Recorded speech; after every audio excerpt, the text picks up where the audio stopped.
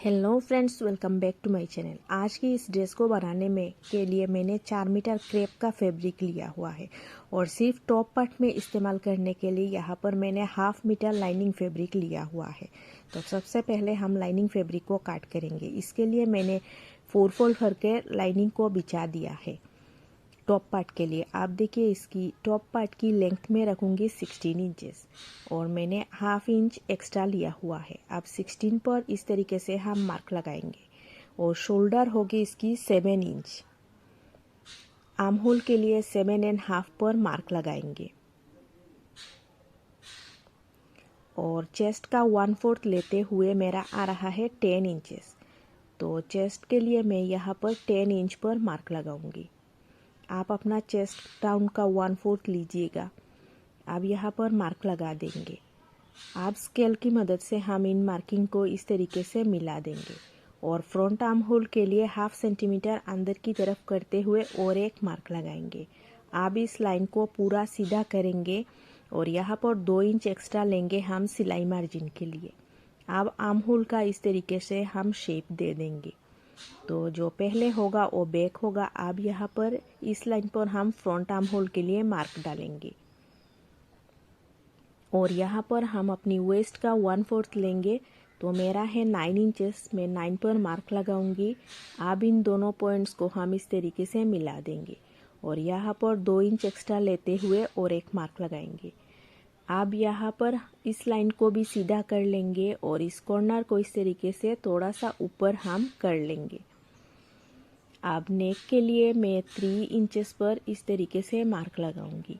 पहले हम back neck की मार्किंग करेंगे। तो बैक नेक की मार्किंग 3/3 इंचेस होगा। इस तरीके से 3/3 इंचेस पर बॉक्स बनाने के बाद यहाँ पर हम एक राउंड शेप दे देंगे और फ्रंट नेक के लिए देखिए, इस पॉइंट से 3 इंचेस की पॉइंट से 7 इंच पर इस तरीके से मार्क लगाने के बाद यहाँ पर हम 20 का शेप देंगे। आप चाहे तो इसे 8 या 9 इंचेस इस तरीके से अपने हिसाब से डेप्थ भी रख सकते हो और शोल्डर को इस तरीके से हम 1/2 इंच डाउन कर लेंगे। अब इन सारी बैक मार्किंग को हम कटिंग कर और कट कर लेने के बाद अब हम यहाँ पर टक्स के लिए मार्क लगाएंगे। तो फोल्डेड साइड में से 4 इंच लेते हुए यहाँ पर और एक हम मार्क लगाएंगे और यहाँ पर एक इस तरीके से हम कट लगा देंगे और ये जो टक्स है ये सिर्फ हमारा बैक पार्ट पर हम डालेंगे। तो आप देखिए, यहाँ पर इस तरीके से 4 इंच ऊपर एक लाइन डालेंगे और आधा इंच गैप छोड़ते हुए इस तरीके से दोनों साइडेड पे 2 हम लाइन डालेंगे। इसी लाइंस पर हम अपना टक्स डालेंगे। तो बैक पार्ट को हम हटा देंगे। अब फ्रंट पार्ट की यही मेन हमारा पार्ट है। अब जो फोल्डेड साइड है, नीचे से हम इस तरीके से 2.5 इंच 2.5 इंच ऊपर इस तरीके से एक मार्क लगाएंगे और यहाँ पर इस तरीके से हम बी का शेप दे देंगे। अब इसी मार्किंग को हम कट कर लेंगे। यही हमारा मेन पार्ट है इस डिज़ाइन का। इस तरीके से हम कट करेंगे और इसे हम थोड़ा और शेप देंगे जो मेन फैब्रिक के साथ जॉइन करने के बाद। अब इसकी जो नेक पार्ट है और आर्म होल का एक्स्ट्रा हिस्सा है, इन हिस्सों को हम कट कर लेंगे और सेम टू सेम हम मेन फैब्रिक भी कट कर लेंगे। तो देखिए, यहाँ पर मैंने मेन फैब्रिक को भी कट कर लिया है। अब हमें इसकी नेक को इस तरीके से दोनों को आपस में रखते हुए राइट से राइट मिलाते हुए रखेंगे और नेक को जॉइन करते हुए लाइनिंग को हम अंदर कर लेंगे। दोनों बैक, फ्रंट और बैक दोनों पार्ट को हम इस तरीके से करके हम साइड कर लेंगे। अब हम इसकी बॉटम पार्ट को कट करेंगे। इसके लिए देखिए, मैंने मेन फैब्रिक को एक बार फोल्ड करते हुए इस तरीके से रखा हुआ है और पहले हम इसकी बैक साइड को कट करेंगे। तो ऊपर की हिस्से की जो 16 इंच है, इसे छोड़ते हुए हम यहाँ पर 43 इंच पर मैं मार्क लगाऊंगी और इसकी टोटल लेंथ हमें रखना है 40 इंचेस। तो एक्स्ट्रा लेते हुए मैं 43 पर मार्क लगाऊंगी क्योंकि ऊपर और नीचे सिलाई में जाएगा। इस तरीके से मार्क लगाने के बाद इस पार्ट को हम कट करके अलग कर लेंगे। और इस पार्ट को जब हम मेजर करेंगे तो देखिए ये आएगा 29 इंचेस। अब हम इसकी फ्रंट पार्ट को काट करेंगे। तो ये फ्रंट पार्ट के लिए मैंने कपड़े को फोल्ड करके बिछाया हुआ है और जो बैक पार्ट है इसे भी मैंने साइड में रखा हुआ है। आप देखिए फ्रंट पार्ट को हम पहले ऊपर से 4 इंच एक्स्ट्रा छोड़ेंगे। इस तरीके से मैंने 4 इंच पर मार्क लगा दिया है। अब जो बैक पार्ट कटिंग की थी इसको हम इसी 4 इंच में से नीचे रखेंगे और सेम टू सेम नीचे से मार्क करते हुए हम इस पार्ट को काट करेंगे। और पूरा मतलब हुआ कि फ्रंट पार्ट को हम 4 इंच एक्स्ट्रा लेते हुए काट करेंगे। तो देखिए मैंने काट कर लिया है। अब स्लीव्स की कटिंग के लिए मैंने फैब्रिक को फिर से फोल्ड करके बिछाया हुआ है और स्लीव्स मेरा आएगा एंकल लेंथ तक। तो ये मैंने 22 इंचेस लेंथ लेते हुए इस यहाँ पर मार्क लगा दिया है और फोल्ड करने के बाद इसका चौड़ाई है 10.5 इंच। आप फोल्डेड साइड में से 4 इंच नीचे में इस तरीके से मार्क लगाऊंगी और इसी मार्किंग पर हम आर्म होल का इस तरीके से शेप दे देंगे। और नीचे की राउंड के लिए आप अपनी एंकल का जो मेजरमेंट है यहाँ पर आप देख सकते हो, जितना आएगा उतने में से आप आधा रखिए। तो मेरा 8 इंचेस है तो मैं 2 इंच एक्स्ट्रा लेते हुए 6 पर इस तरीके से मार्क लगाऊंगी।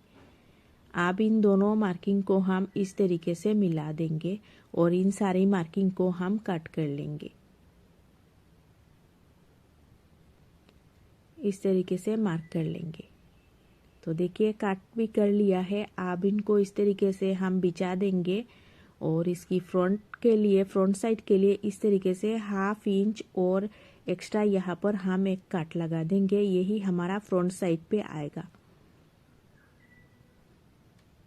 तो स्लीव्स की कटिंग भी हो चुकी है और अब मैंने ये जो हमारा फ्रंट बॉटम पार्ट है इस पार्ट को लिया हुआ है, इसको एक बार फोल्ड करके मैंने अच्छे से बिछा दिया है। तो देखिए आप यहाँ पर देख सकते हो। अब इस पार्ट पर मैंने 4 इंच एक्स्ट्रा लिया हुआ था।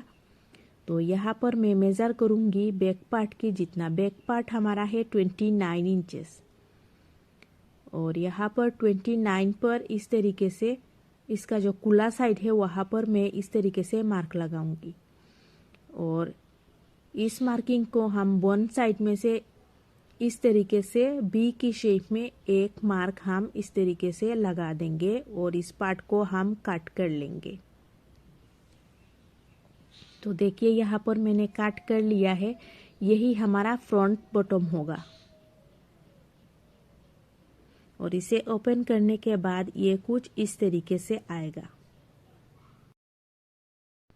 अभी देखिए मैंने अपनी टॉप पार्ट को लाइनिंग के साथ ज्वाइन कर लिया है। इसकी नेक को एक बार स्टिच लगाने के बाद अब हम यहाँ पर इस तरीके से छोटे छोटे से काट लगाएंगे और इस लाइनिंग को हम सीधा कर लेंगे।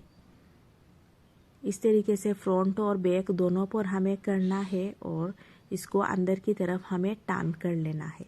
इसके बाद हम इसको पूरे कपड़े के साथ अटैच कर लेंगे। इस तरीके से चारों साइडेड पर हम इसको अटैच कर लेंगे। तो यहाँ पर आप देख सकते हो मैंने अटैच किया हुआ है। आप जो बैक पार्ट है इसे हम साइड में रखेंगे और फ्रंट की पार्ट को यहाँ पर थोड़ा सा और शेप देंगे।